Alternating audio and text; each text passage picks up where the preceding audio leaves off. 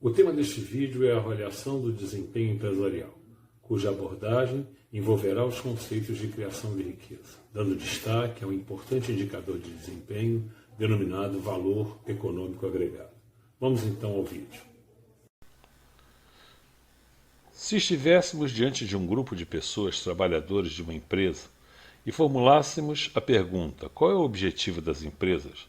Certamente a grande maioria dessas pessoas responderia: lucro. Não que se queira aqui contrariar ou questionar a adequação dessa resposta, mas é importante alertar que essa é uma resposta bastante superficial ou tangencial. Na realidade, as empresas buscam, ao realizar os seus negócios, a criação de riqueza, uma expressão que tem uma profundidade muito maior do que a simples expressão lucro. E será esse o tema do nosso estudo, a criação de riqueza nos empreendimentos, onde procuraremos traçar um caminho objetivo que permita identificar o desempenho da empresa ao realizar os seus negócios diante do parâmetro criação de riquezas. Assim, vamos começar a partir da formulação de uma pergunta simples a ser direcionada a empresários e gestores. Sua empresa cria riqueza? O que se pretende é saber se empresários e gestores dispõem de ferramentas suficientes que lhes permitam apurar a riqueza gerada pela realização do empreendimento. Para definir os caminhos que nos levam à identificação da capacidade do empreendimento criar riqueza, precisamos inicialmente entender a dinâmica dos empreendimentos a partir da definição das fontes de recursos que as empresas têm à sua disposição para financiar a operação. Que fontes são essas? De onde vêm os recursos? Quem são os financiadores? Essas são algumas perguntas que permeiam a abordagem desse tema, fontes de recursos. Importante é que se entenda que todo empreendimento necessita de recursos, o dinheiro, e esse dinheiro vem de uma ou algumas fontes, ou seja, esse empreendimento precisa ser financiado. Na sequência, para entendermos quais são as fontes de recursos que os empreendimentos têm à sua disposição, de onde vêm esses recursos e que são os financiadores, precisamos rever alguns conceitos comuns a todos os empreendimentos. Qualquer que seja a sua característica ou peculiaridade, os empreendimentos dependem de um ingrediente básico, e esse ingrediente é o dinheiro que financia o negócio. Esse dinheiro chega à empresa colocado por uma das duas fontes, ou mesmo pelas duas fontes. Uma delas é o proprietário, e dizemos que esse é o capital próprio. A outra é o banco, que concede financiamentos na situação em que o proprietário não tem capacidade de dispor todo o recurso para financiar, ou não se interessa por investir a totalidade desse recurso.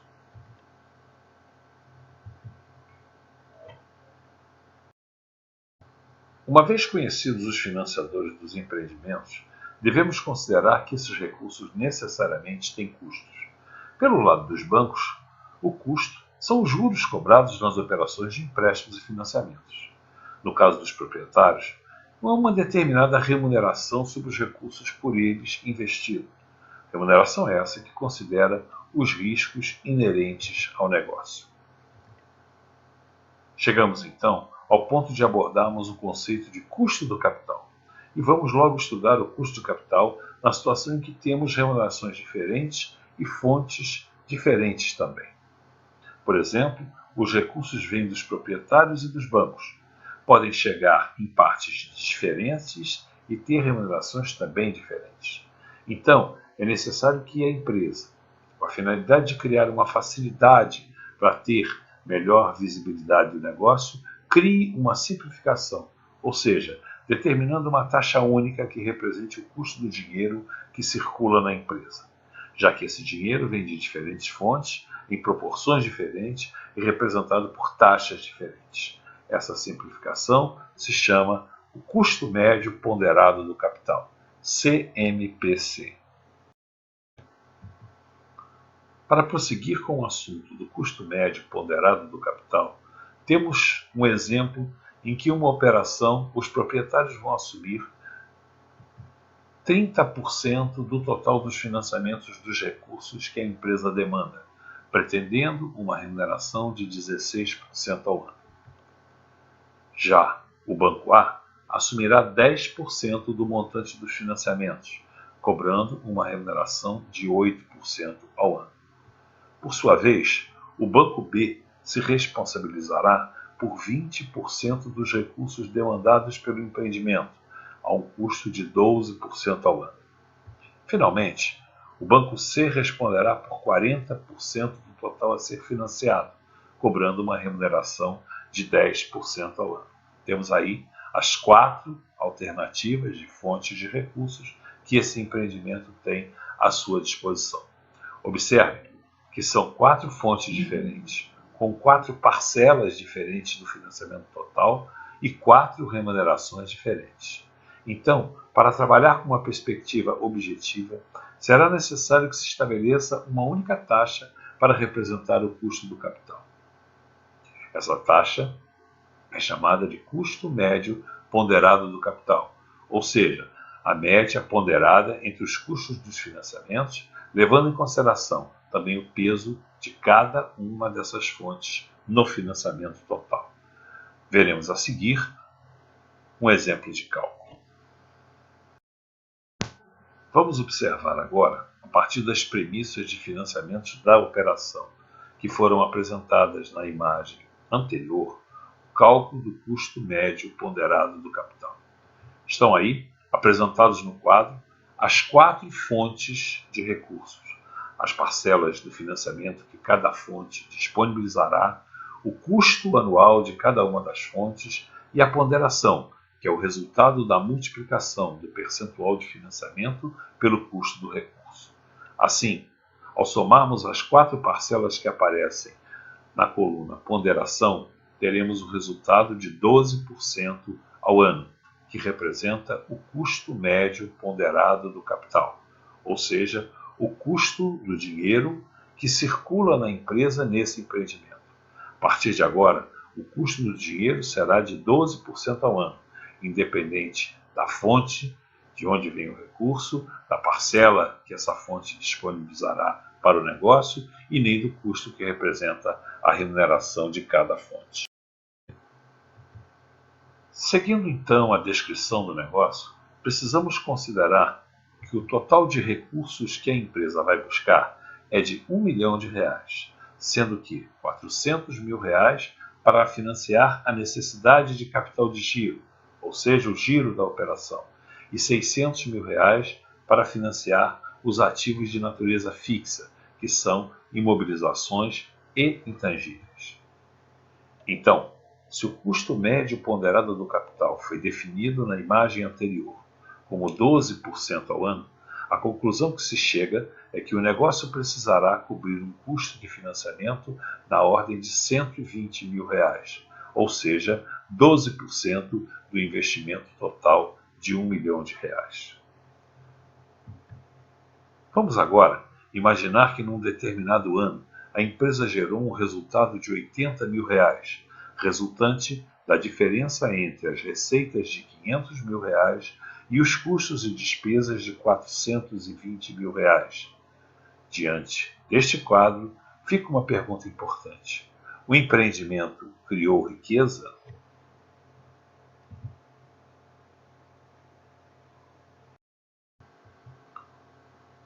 Observando o quadro, temos que o resultado do empreendimento foi de R$ 80 mil e o custo de financiamento que esse negócio precisaria cobrir é de R$ 120 mil. Portanto, a diferença entre o resultado e a necessidade de cobertura do custo do capital mostra-nos que não houve criação de riqueza. Neste caso, o valor negativo de R$ 40 mil representa uma destruição da riqueza. Compreende-se, então, que o conceito de criação de riqueza significa a parcela do lucro que superou o custo do capital, que no primeiro exemplo não existiu.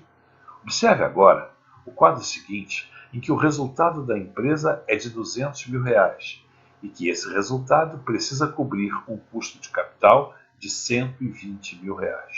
Assim sendo, a diferença entre essas duas parcelas resulta numa riqueza criada de R$80 mil, valor positivo, o que representa a criação de riqueza e não destruição de riqueza, como no exemplo anterior. Importante, para finalizar, é entender que qualquer que seja o resultado, destruição ou criação de riqueza, esse formato de avaliação visa determinar o EVA, EVA, que significa Earned Value Added, ou seja, valor econômico agregado. A seguir, apresentamos um outro exemplo com o cálculo do EVA. Vamos agora acompanhar o quadro de análise do desempenho de determinado empreendimento nos últimos 4 anos. Observem que o resultado produzido pelas operações em cada um dos anos. Ressalte-se que em todos os anos o resultado foi positivo, ou seja, houve geração de lucro. A seguir, foi calculado o custo anual dos financiamentos, a partir da multiplicação da soma do capital próprio e dos financiamentos bancários pelo custo médio ponderado do capital. Assim, a diferença entre o resultado produzido pela operação e o custo anual de financiamentos redundará no valor econômico agregado, ou EVA. Observem que no ano de 2016, a empresa gerou um EVA positivo de R$ 27.500, que equivale a 3,8% das receitas geradas pela operação, no caso, R$ 720 mil.